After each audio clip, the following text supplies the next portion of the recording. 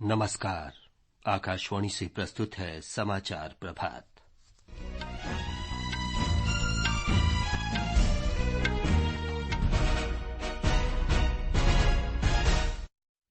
संसद ने दिल्ली सेवा विधेयक 2023 पारित किया। ये केंद्र को अधिकारियों और कर्मचारियों के कार्यों और शर्तों सहित दिल्ली के लिए नियम बनाने का अधिकार देता है। जन्म और मृत्यु पंजीकरण को सरल और डिजिटल बनाने वाले विधेयक को संसद ने मंजूरी दी।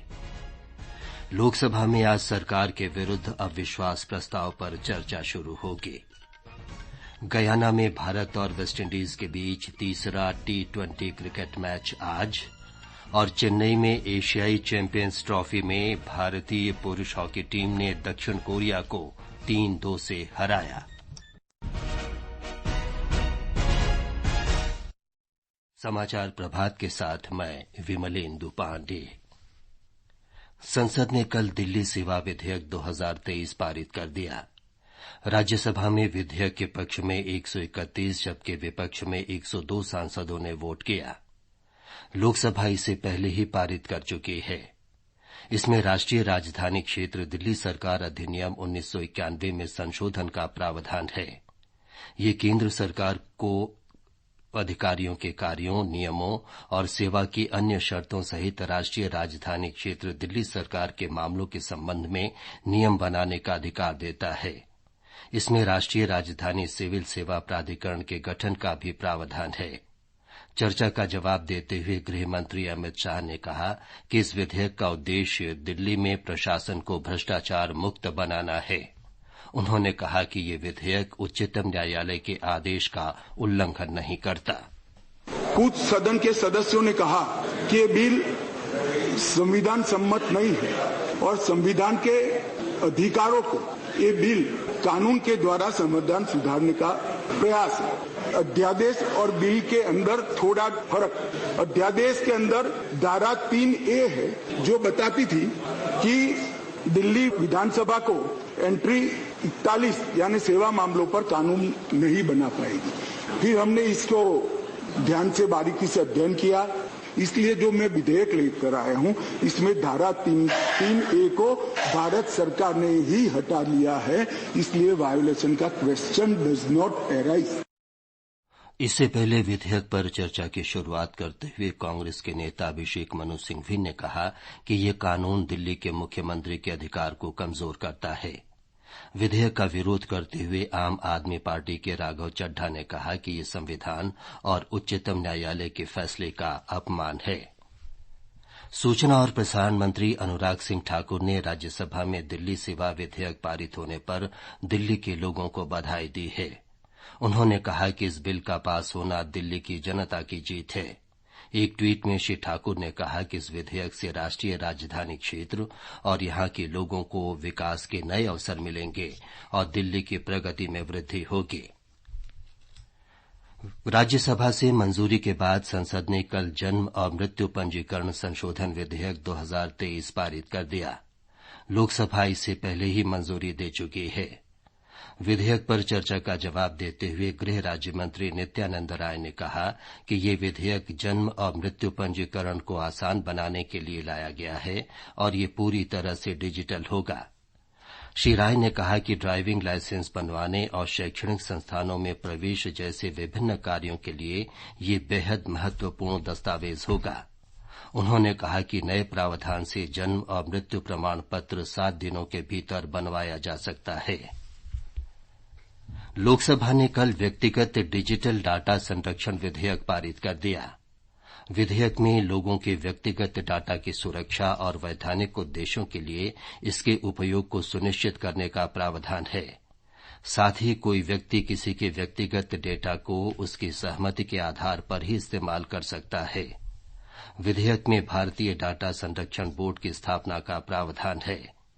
उल्लंघन की सूचना मिलने पर बोर्ड मामले की जांच करेगा और जुर्माना लगाएगा। ऐसे मामले में 250 करोड़ रुपए का जुर्माना लगाया जा सकता है। इलेक्ट्रॉनिकी और सूचना प्रौद्योगिकी मंत्री अश्वनी वैष्णव ने कहा कि कानून का उद्देश्य 140 करोड़ भारतीयों के व्यक्तिगत डिजिटल डाटा की सुरक्षा करना है। इस डिजिटल दुनिया में नागरिकों के अधिकार, सुरक्षा एवं प्राइवेसी के प्रोटेक्शन के लिए ये बिल लाया गया है। अनेक फोरम में, स्टैंडिंग कमेटी में, ज्वाइंट पार्लियामेंट्री कमेटी में, इन सब में इस विषय पर कई घंटे चर्चा हुई है। इन चर्चाओं के बाद सब चीजों को ध्यान में रखते हुए आज ये बिल आपके साथ, आपके जरिए से सदन के सामने पेश किया गया है। लोकसभा ने राष्ट्रीय अनुसंधान संस्थान विधेयक 2023 पारित कर दिया है। विधेयक में गणित, इंजीनियरिंग, प्रौद्योगिकी, पर्यावरण और भू विज्ञान के क्षेत्र में अनुसंधान, नवाचार और उद्यमिता के लिए राष्ट्रीय अनुसंधान संस्थान की स्थापना का प्रावधान है। विधेयक पेश करते हुए विज्ञान और प्रौद्योगिकी मंत्री डॉ जितेंद्र सिंह ने कहा कि ये फैसला विज्ञान, अनुसंधान और नवाचार के क्षेत्र को सशक्त करने के लिए लाया गया है। गत 9 वर्षों में प्रधानमंत्री ने अनेकों ऐसे क्रांतिकारी निर्णय लिए। अंतरिक्ष को प्राइवेट सेक्टर के लिए खोल दिया गया। आज नतीजा ये है कि 150 से अधिक स्टार्टअप इसरो में काम कर रहे हैं और आज अमेरिका के नासा जैसे संस्थान हमारे द्वारा लाए गए निष्कर्षों की प्रतीक्षा करते हैं अपने शोध के लिए। इसी प्रकार क्वांटम मिशन अभी हाल ही में प्रधानमंत्री ने लॉन्च किया, जिसने हमें विश्व के 4-5 उन देशों की श्रेणी में आकर के खड़ा कर दिया कि जहां दूसरे देश हैं वहीं हम हैं। ये समाचार आकाशवाणी से प्रसारित किए जा रहे हैं। ताजा समाचार जानने के लिए आप हमारे Twitter handle @AIR News Hindi को फॉलो कर सकते हैं। समाचार प्रभात में आपका फिर स्वागत है। लोकसभा में आज अविश्वास प्रस्ताव पर चर्चा शुरू होगी। इसे आज सदन की कार्यसूची में शामिल किया गया है। अविश्वास प्रस्ताव पर बहस आज और कल 2 दिन तक चलने की संभावना है। सरकार के विरुद्ध अविश्वास प्रस्ताव लोकसभा में कांग्रेस के उपनेता गौरव गोगोई ने पेश किया था। लोकसभा अध्यक्ष ओम बिरला ने 26 जुलाई को ये प्रस्ताव चर्चा के लिए स्वीकार कर लिया था। उच्चतम न्यायालय ने मणिपुर हिंसा मामले में उच्च न्यायालयों की पूर्व महिला न्यायाधीशों की 3 सदस्यीय समिति गठित की है। इसके अलावा 42 विशेष जांच दलों की भी घोषणा की। शीर्ष अदालत के मुख्य न्यायाधीश धनंजय यशवंत चंद्रचूड़ ने घोषणा की कि ये समिति अभी चल रही जांच के दायरे से आगे मानवीय पहलुओं पर ध्यान केंद्रित करेगी। ये एक व्यापक आधार वाली समिति होगी। ये राहत, सुधार और पुनर्वास उपायों तथा आवास और पूजा स्थलों के पुनरुद्धार जैसे मामले देखेगी। पंजाब और हरियाणा उच्च न्यायालय ने कल स्वतः संज्ञान लेते हुए हरियाणा के नूंह जिले में चलाए जा रहे ध्वस्तीकरण अभियान पर रोक लगा दी है। न्यायमूर्ति गुरमीत सिंह संधावालिया की पीठ ने राज्य सरकार को नोटिस जारी करते हुए अगले आदेश तक कार्रवाई पर रोक लगा दी है। तमिलनाडु सरकार ने केंद्र से श्रीलंका की जेलों में बंद 19 मछुआरों की रिहाई सुनिश्चित करने के लिए आवश्यक कदम उठाने का अनुरोध किया है। तमिलनाडु के मुख्यमंत्री एम.के. स्टालिन ने कल विदेश मंत्री डॉ सुब्रमण्यम जयशंकर को पत्र लिखकर मछुआरों की दयनीय स्थिति पर चिंता व्यक्त की। उन्होंने बताया कि पिछले 30 दिनों में 3 अलग अलग मामलों में 34 मछुआरों को गिरफ्तार किया गया है। भारतीय प्रौद्योगिकी संस्थान हैदराबाद और काठमांडू विश्वविद्यालय शोध के सभी क्षेत्रों में पीएचडी स्तर पर संयुक्त अनुसंधान कार्यक्रम उपलब्ध कराने पर सहमत हुए हैं। आईआईटी हैदराबाद के प्रतिनिधिमंडल के हाल के काठमांडू विश्वविद्यालय के दौरे में दोनों संस्थानों के बीच संबंध मजबूत करने के बारे में कई फैसले किए गए। आधिकारिक विज्ञप्ति के अनुसार इस कार्यक्रम के तहत भारत और नेपाल के विद्यार्थियों को विज्ञान, प्रौद्योगिकी, डिजाइन और चिकित्सा नवाचार के क्षेत्र में काम करने का अवसर मिलेगा। करतारपुर साहिब गलियारा खोले जाने से भारत पाकिस्तान विभाजन की त्रासदी के दौरान बिछड़े परिवारों को मिलाने में मदद मिल रही है। एक भाई बहन को दशकों बाद मिलने का अवसर मिला। एक रिपोर्ट। श्री करतारपुर साहिब गलियारा एक बार फिर दो परिवारों के मिलन का गवाह बना जब लुधियाना जिले से पाकिस्तान में गुरुद्वारा श्री करतारपुर साहिब पहुंचे गुरबेल सिंह को शेखपुरा की निवासी उनकी बहन सकीना बीबी से मिलने का मौका मिला। वहां मौजूद लोगों ने इन दोनों के मिलन की खुशी को साझा करते हुए फूलों की वर्षा से इनका स्वागत किया। बताया जाता है कि भारत पाकिस्तान के विभाजन के समय इस परिवार के सदस्य बिछड़ गए थे। अब सोशल मीडिया व दोनों देशों के बीच ऐसे बिछड़े परिवारों को मिलाने में लगी गैर सरकारी संस्थाओं का इस मिलाप में अहम योगदान रहा है। दोनों के मिलन के इस अवसर ने गुरुद्वारा साहिब में मौजूद सभी लोगों को बेहद भावुक कर दिया। शिशु शर्मा शांतल, आकाशवाणी समाचार, जालंधर। टेस्ला के एलन मस्क ने भारतीय मूल के वैभव तनेजा को कंपनी का मुख्य वित्तीय अधिकारी CFO नियुक्त किया है। टेस्ला की योजना भारत को अपनी नई आपूर्ति व्यवस्था का मुख्य स्रोत बनाने की है।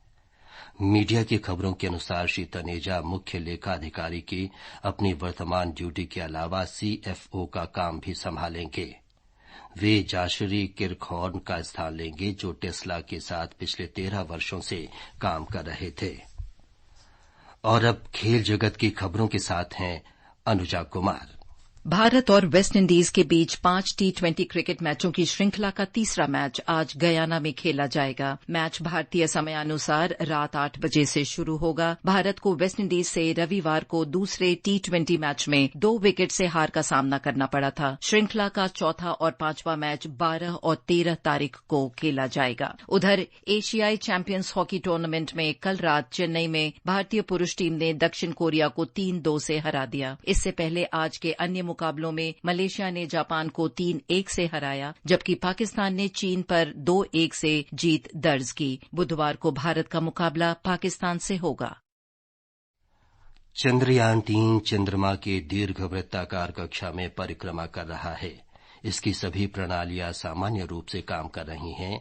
इसरो ने 5 अगस्त को चंद्रयान 3 के चंद्रमा की कक्षा में सफल प्रवेश के बाद वहां ली गई आश्चर्यजनक तस्वीरें जारी की हैं। चंद्रमा के और नजदीक पहुंचने की चंद्रयान 3 की अगली प्रक्रिया 9 अगस्त को दिन में 1 और 2 बजे के बीच निर्धारित है। ये समाचार हमारी वेबसाइट newsonair.gov.in/hindi पर भी उपलब्ध हैं। और अब आज के समाचार पत्रों की सुर्खियों के साथ हैं फरहत नाज। धन्यवाद विमलेंदु। दिल्ली सेवा विधेयक को संसद से मंजूरी अखबारों की बड़ी खबर है। अमर उजाला की सुर्खी है, विपक्षी एकता को झटका, विधेयक 102 के मुकाबले 131 वोट से पारित। दिल्ली सेवा विधेयक पर राज्यसभा की भी मोहर, राष्ट्रपति से मंजूरी मिलते ही लेगा कानून का रूप। पंजाब केसरी लिखता है, सुप्रीम कोर्ट ने मणिपुर में राहत और पुनर्वास जैसे मानवीय मुद्दों को देखने के लिए उच्च न्यायालय की 3 पूर्व महिला जजों की समिति गठित की। सीबीआई जांच की निगरानी के लिए 5 वरिष्ठ अधिकारियों की नियुक्ति।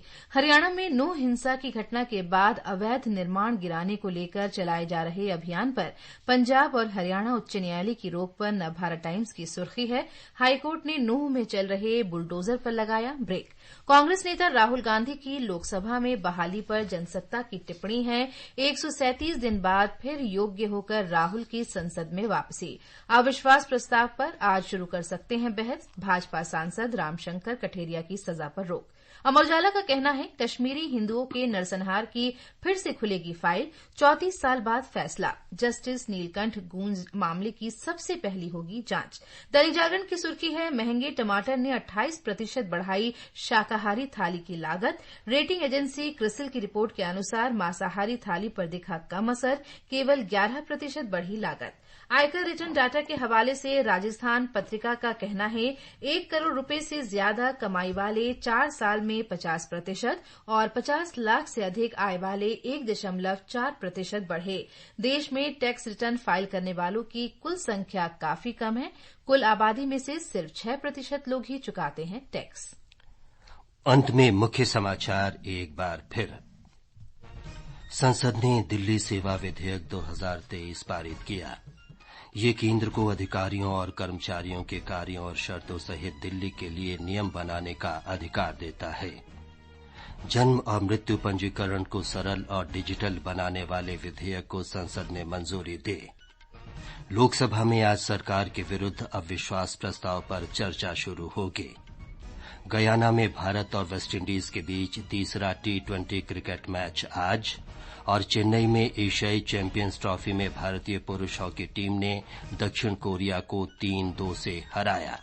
इसके साथ ही समाचार प्रभात का ये अंक समाप्त हुआ। नमस्कार।